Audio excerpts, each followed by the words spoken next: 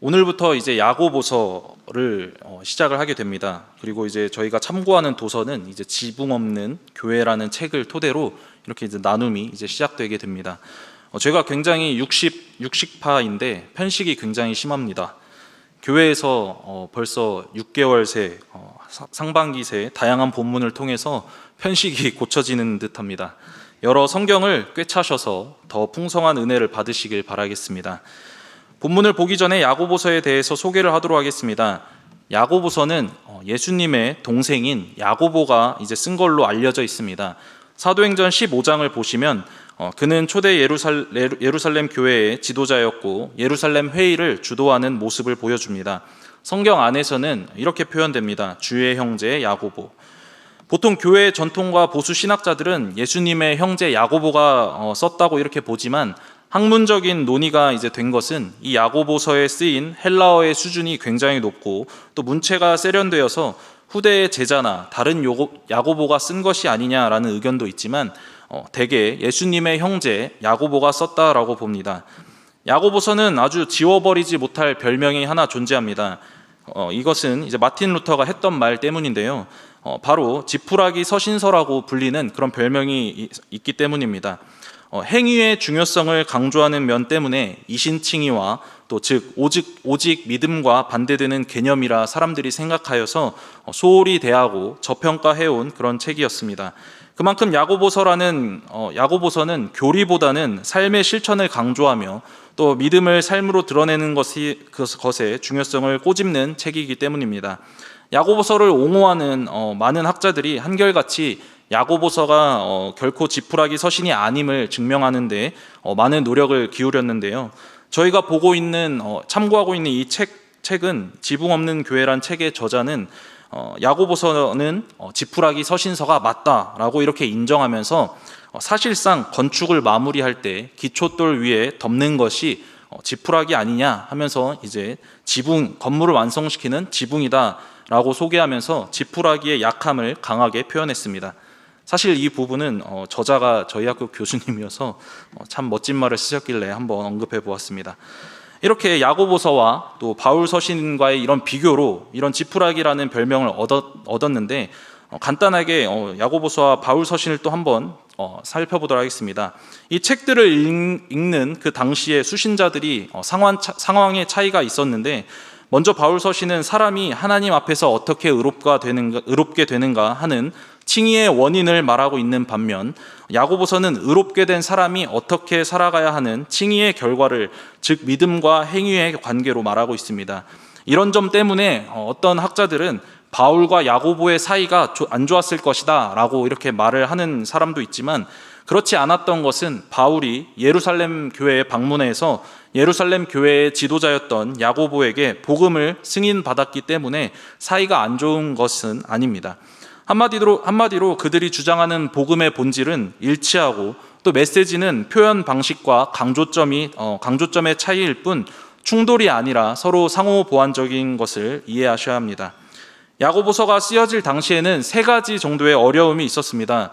첫 번째로는 종교적인 핍박, 두 번째로는 정치적인 핍박, 세 번째로는 경제적인 어려움에 직면해 있는 그런 상황이었습니다. 이러한 사실은 사도행전 11장 27절에서 30절을 살펴보면 알 수 있습니다. 이 본문을 보시면 예루살렘 교회에 큰 흉년이 찾아왔고 그러자 경제적 어려움이 찾아오면서 다른 교회들에게 구제를 요청한 상황이고 그리고 안디옥 교회가 구제 헌금을 보내는 그런 장면입니다. 그런데 이런 어려운 상황 가운데서 찾아오게 된 야고보서에 등장하는 문제는 교인들 가운데 바울의 복음을 잘못 이해하고 남을 돌보지 않고 자기 자신만을 위해 살아가며 또 자신들의 지금 올바른 신앙생활을 하고 있다는 착각하는 그런 이기적인 사람들이 있었다는 것입니다. 이런 부분은 오늘날까지도 여전함을 생각해 보게 됩니다. 오늘날 어떻습니까? 이기적인 그리스도인이라는 그런 별명도 붙었고 또 같은 교회 안에서도 서로가 서로에게 상처가 되고 또 저런 사람도 믿는 사람이야 하며 이런 말을 나오는 걸 볼 때 저 때나 지금이나 별반 다를 게 없다는 것을 보게 됩니다. 이런 그리스도인들에게 야고보는 삶의 실천을 강조하면서 믿음을 삶으로 드러내는 것이 왜 중요한지 그리고 뭐라고 말하고 있는지 앞으로 이제 수요일마다 야고보서 본문을 통해서 살펴보시는 재미와 은혜가 있으시길 바라겠습니다. 오늘의 본문을 이제 살펴보도록 하겠습니다. 먼저 1절입니다. 하나님과 주 예수 그리스도의 종 야고보는 흩어져 있는 12지파에게 문안하노라. 야고보는 인사말에 이렇게 씁니다. 흩어져 있는 12지파에게 문안한다. 서두의 인사말은 수신자들을 상징하면서 나타낸 그런 표현인데요. 사도 야고보는 예루살렘 공의회에서 이제 이방인들을 하나님의 백성으로 받아들일 것을 인정하였고, 또 사도 바울의 이방인 사역을 허락한 자였습니다. 야고보는 흩어진 그런 12지파라는 표현을 통하여서 구약의 포로기에 있었던 하나님의 백성들이 포로 귀환하면서 모이게 되는 그 장면을 또 떠올리는 것처럼 이 세상 속 예수 그리스도로 인하여 회복된 그리스도인들을 향하여 모여라 하는 그런 느낌인 것입니다. 조금 더 쉽게 설명드리자면 이 12지파는 구약의 12지파를 의미하는 것이 아니라 이 12지파처럼 인정된 그리스도인들을 믿는 유대인과 또 이방인들을 표현한 그런 의미로 열방 가운데 있는 그리스도인들에게 전한다는 것입니다. 오늘 말로는 흩어져 있는 모든 교회들에게 문안한다라고 보시면 됩니다. 왜 흩어졌을까요? 왜 흩어졌는가를 살펴보면 주후 46년에는 극심한 흉년이 있었고, 그 후 또 66년에서 77년까지 그리고 132년에서 135년까지 있었던 그 로마에 대항한 유대의 전쟁이 있었는데, 이런 상황 가운데서 강력한 정치가 행해졌고 또 사회적으로도 어려운 상황 가운데 그리스도인들은 모두 이제 변두리로 쫓겨난 그런 상황이라는 것입니다. 물론 수신자들 가운데 야고보서 4장을 보시게 되면 부유한 자들도 있었고 또 멀리 여행하며 장사를 하는 그런 사업가들도 있었지만, 대체로 사도행전 18장 2절에 유대인들이 로마에서 추방된 그런 사건들과 야고보서의 기록 연대가 비슷한 점을 이렇게 볼 때, 이때 그리스도인인 유대인들이 신앙생활을 하기가 정말 쉽지 않은 환경이었음을 추측해 볼 수 있게 됩니다. 야고보서의 내용은 흩어진 12지파라는 광범위한 수신자를 표현하므로 이 어려운 시기에 그리스도인들이 어떻게 정체성과 사명을 예수 그리스도 안에서 계승할지, 동시에 또 저들이 흩어져 살아가고 있는 세상으로부터 어떠한 도전을 받고 있는지, 그리고 그 자들이 어떻게 극복해 나가는지에 대한 문제가 주된 관심거리임을 나타내고 있습니다. 이런 상황 가운데 야고보는 1장 2절에 이렇게 시작할 수밖에 없었던 것입니다. 함께 읽도록 하겠습니다. 내 형제들아, 너희가 여러 가지 시험을 당하거든 온전히 기쁘게 여기라. 아멘. 여러 가지 시험을 당하는데 기뻐하라고 하는 것은 이건 뭐 아프니까 청춘이다 이런 느낌으로 이해가 되지 않습니까? 난 힘들어 죽겠는데 뭘 기뻐하라는 거야 하면서 여기서부터 마음의 문을 닫아버리시면 아주 곤란합니다. 요즘 청년들에게 아프니까 청춘이야 라고 하면서 위로하시면은 정말 큰일 나시는 거 아시나요? 청년들 앞에서 이 소리 한번 했다가 이런 소리 들으실 겁니다. 아프면 아픈 거고 아프면 환자지 무슨 그게 청춘이냐라고 이렇게 답변이 올 겁니다. 마찬가지로 이 절을 이제 보면서 여러 시험을 당한 거면 저주받은 인생인데 뭘 기뻐하라는 거예요 라고 이렇게 또 말씀하시는 분들이 있을 수도 있는데, 본문은 그걸 말하기 위해서 기뻐하라 라고 한 것이 아님을 미리 이렇게 말씀드립니다. 결론부터 말씀드리면 야고보가 말하는 기뻐하라는 이것은 감정을 강요하는 그런 말이 아니라 고난의 의미를 새롭게 보도록 권면하는 그런 점이라는 것입니다. 쉽게 예를 들면 이것은 나를 무너뜨리기 위한 것이 아닌 나를 세우기 위한 하나님의 연단이다라는 것이죠. 성도님들, 오늘 하루도 살아내시면서 여러 가지 시험을 당하셨습니까? 이런 질문을 하기 전에 이미 당하신 것 같은데 여기에서 표정들이 다 이제 보이십니다. 정말 다들 여러 가지 시험에 찌들어 계시는 거를 이렇게 보면은 오늘 하루도 굉장한 그런 무더위 속에서 참 많은 고생을 하셨던 것 같습니다. 저 또한 오늘 이 설교를 준비하면서 성경학교가 코앞인데 정신없어 죽겠는데 이 새로운 또 야고보서를 또 시작하려고 하니 참 여러 가지 시험을 겪은 그런 하루였던 것 같습니다. 시험이란 단어에 여기서 또 공감을 못하신 분들이 계시는 것 같아서 이제 시험의 종류들을 한번 나열해 드리도록 하겠습니다. 건강에 대한 시련, 정신적 갈등, 경제적 압박, 관계의 시험, 또 유혹과 타협의 압박, 하나님의 침묵, 또 성공의 시험. 어떻습니까? 이 중에서 하나라도 안 걸리신 분이 혹시 계십니까? 계시다면 꾸준히 안 걸리시기를 축복합니다. 여러 가지 이렇게 시험을 이렇게 마주하게 되면 이런 질문들로 가득 차게 됩니다. 왜 우리들의 여정에는 이처럼 시험으로 가득 차 있는 것일까? 그저 사랑의 하나님을 믿기만 하면 어려운 일, 힘든 일은 없어야 하는 것은 아닌가 하는 그런 질문들이 생기게 됩니다. 예전에 예능에서 UFC 선수이자 예능인인 김동현 씨가 이런 명언을 한 적이 있습니다. 10km의 달리기를 잘하기 위해서는 뭐라고 했을까요? 20km를 뛰어야 한다라고 이렇게 말을 했었습니다. 이 말은 10km를 더 빨리 달리기 위해서는 20km를 달려야 한다는 것인데요. 더 많이 달려야 한다는 것인데요. 이것처럼 사람은 어떤 분야든 애를 써야 성장하게 되는 그런 구조이기 때문입니다. 제가 3년 전에 혼자서 이제 버킷리스트를 이루고자 새벽에 갑자기 눈 뜨자마자 오늘 컨디션이 좋네 하면서 혼자서 인천에서 부산까지 633km를 자전거 타고 50시간 만에 혼자 완주한 적이 있습니다. 비 맞으면서 뭐 이렇게 8시간을 탔었는데요. 제가 처음부터 이렇게 자전거를 잘 탔던 것이 아니었습니다. 저는 코로나가 시작되었을 때 그때 이제 무기력한 그런 우울증이 찾아왔었습니다.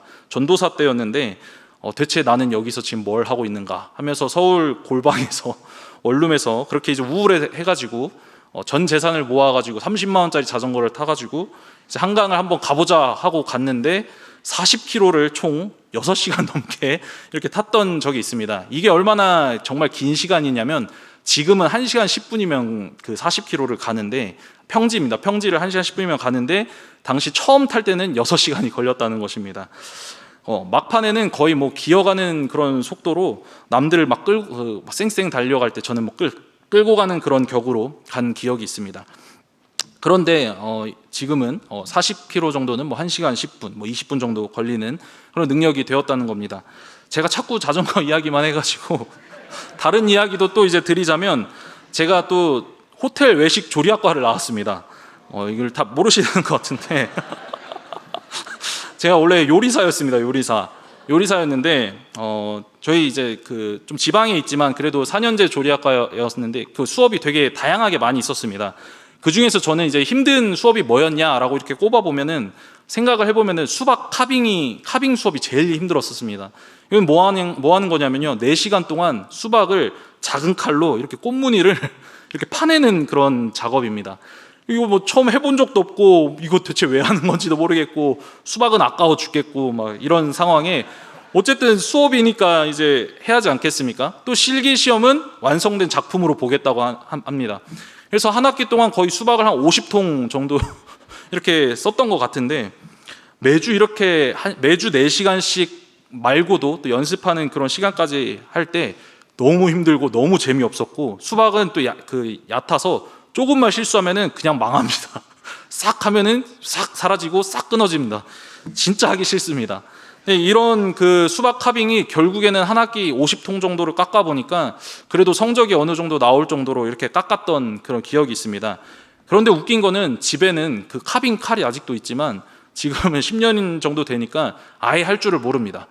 이것처럼 사람은 계속해서 하고 또 계속해서 그 시험들을 계속 이겨내는 그런 힘이 있다는 것입니다. 또 그것을 또 오늘 성경에서는 연단을 하며 인내를 해야 또 원하는 것을 온전하게 한다라는 그런 표현을 하는 것을 살펴보게 되는데요. 하나님의 계획 또한 그러시다는 것을 4절을 통해서 알 수 있게 됩니다. 4절을 함께 읽어보도록 하겠습니다.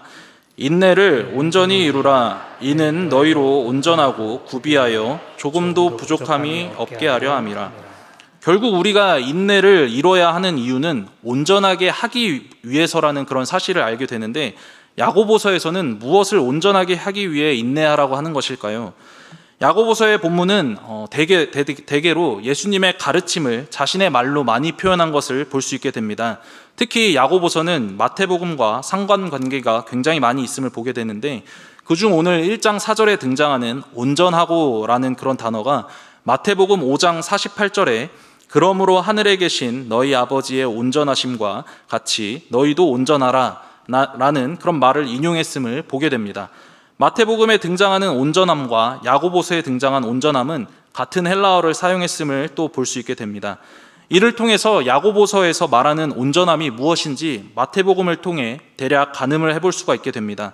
마태복음 5장 48절에서는 등장하는 예수님께서 하늘에 계신 너희 아버지의 온전하심과 같이 너희도 온전하라 라는 말씀을 통하여서 또 이때 그 배경을 또 보게 되면 예수님께서 산상수훈을 또 전하시면서 이후 원수를 사랑하라 라는 표현을 하시면서 사용하신 말씀입니다. 여기서의 온전함을 더 뜯어보면은 완전하다라는 그런 말이 아닌 성숙한, 목적을 다 이룬, 전인격적으로 일치된 이라는 의미에 가깝다는 사실을 알게 됩니다. 아버지의 온전하심 같이 너희도 온전하라 라는 그런 말을 생각해 볼 때 쉽게 생각해 보면 아버지는 온전한 분이시라는 것이고 또 우리는 온전하지 않은 사람이다 라고 생각하시면 쉽게 이해가 됩니다. 이제 태어난 지 10개월밖에 안 된 제 아들 이삭이가 아직 제대로 걷지 못하지만 제대로 걷는 어른처럼 걸어라 이런 그런 맥락이라고 보시면 됩니다. 이를 토대로 야고보는 온전하고 구비하여 조금도 부족함이 없기 위해 인내를 온전히 이루라 라고 하는 것입니다. 한마디로 덜 성장했으니 더 성장해라 라는 것입니다. 이해되셨을까요? 안 되셨군요.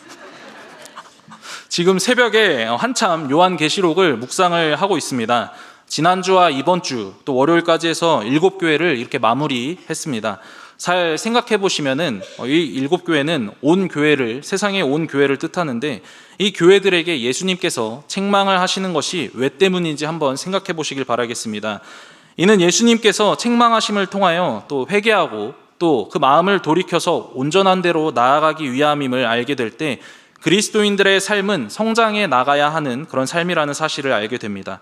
그냥 예수님을 믿고 그렇게 끝나버리는 것이 아닌 어린 아이가 자라 어른이 되듯이 어린 신앙이 계속해서 성장해 나가며 어른의 신앙이 되어야 한다는 것입니다. 가끔 교회를 오래 다니신 분들의 간증을 이렇게 들어볼 때 이만큼 나이가 들었어도 아직도 새롭다라는 그런 표현을 하시는 것을 한 번쯤은 들어보신 적이 있으실 겁니다. 그것은 성장을 이뤄냈기 때문에 그렇게 나오는 표현인데요. 죽는 날까지 우리는 계속해서 신앙의 성장을 이뤄내며 살아가야 하는 그런 삶이라는 것이고 하나님께서는 성도의 성장을 분명하게 원하신다는 것을 그 사실을 생각해 볼 수 있게 됩니다. 이를 좀 더 성경적으로 설명을 드려보자면 꽉 찬 알곡이 되도록 비바람과 또 폭풍우를 겪어내며 좋은 열매를 맺어놔야 한다는 것을 말합니다. 그런데 성숙이란 이 단어를 좀 더 생각해 보자면 고난 자체가 인간을 성숙시키는 것이 아니라는 것입니다. 그렇게 따지면은 빈민가에 살고 있는 어렵고 힘든 사람들이 제일 많이 성숙이 되어야 하는데 그것이 아닌 진정한 성숙은 비바람과 폭풍우가 쳐서 어려워도 그 속에서 아파도 무엇을 붙들고 아파하냐라는 것입니다. 이에 우리는 그냥 무작정 인내하라는 것이 아니라 그 폭풍우와 비바람이 치는 그 어려운 아픔 속에서 말씀을 붙잡아야 하며 또 하나님을 붙잡으며 아파해야 한다는 것입니다.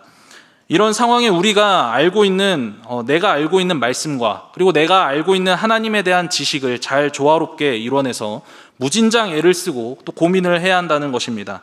그렇기 때문에 아플 때를 만약에 흉년이라고 이렇게 가정한다면 아프지 않을 때가 풍년인데 이 풍년의 시기에 항상 말씀을 잘 읽으시고 준비하시고 있으셔야 그리고 하나님을 아는 지식을 날로 더 키워나가셔야만 하나님과의 관계를 잘 쌓아가셔야만 이 시간에 조화롭게 잘 이겨낼 수 있다는 것입니다.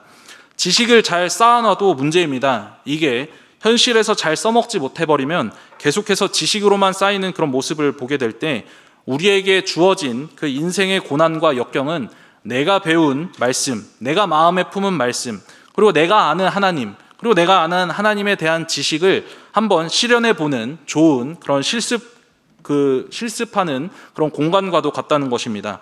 이를 대변하는 구절이 고린도전서 10장 13절의 말씀입니다. 함께 읽어보도록 하겠습니다.